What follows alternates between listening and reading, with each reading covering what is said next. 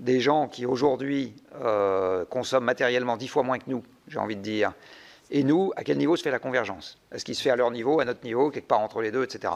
Et ça, c'est un élément qui est beaucoup plus déterminant dans ce que sera la pression globale de l'humanité sur son environnement hors biodiversité que le fait qu'on soit 8 ou 10 milliards dans 30 ans. Voilà. C'est arithmétique, ça, hein, c'est juste arithmétique. Deuxième remarque. Alors, je vais mettre un peu les pieds dans le plat.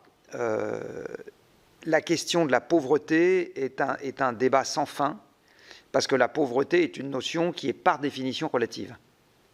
Les pauvres, c'est ceux qui gagnent moins d'une fraction du revenu médian. Donc vous avez deux manières de résoudre le problème de la pauvreté. C'est ne plus que tout le monde gagne la même chose. Voilà. Mais tant que tant que les gens ne gagnent pas la même chose, tant que vous avez une courbe de distribution des revenus, par construction, vous avez des pauvres, puisque à la droite de votre courbe de distribution, vous avez des gens qui gagnent moins qu'une fraction du revenu médian.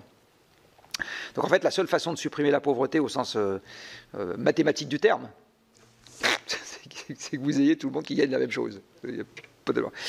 Au sens mathématique du terme.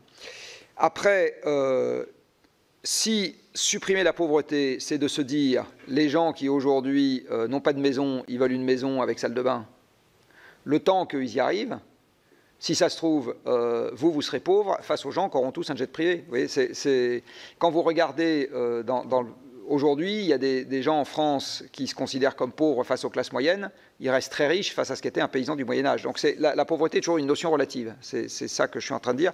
Donc c'est pas pour faire de la provocation inutile, c'est juste pour dire qu'il y a un vrai sujet dans cette histoire qui est quel est l'exemple donné par les gens qui ont un mode de vie, entre guillemets, ordinaire. Et à mon avis, il n'y a pas tellement d'autres choses à faire que de travailler là-dessus. Parce que si on dit la première priorité... Du reste, les pays en développement ne sont pas fous. Je connais très bien Brice Lalonde, qui a fait toutes les COP depuis la première.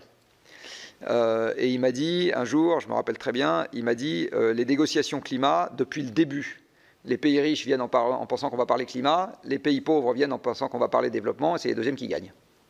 Bon. Donc en fait, c'est vraiment la question de quel est le modèle, j'ai envie de dire. Bon. Donc de toute façon, nous, on est dos au mur. De toute façon, on est dos au mur. Donc nous, c'est notre intérêt égoïste qui rejoint le pari pascalien que de décarboner aussi vite qu'on peut.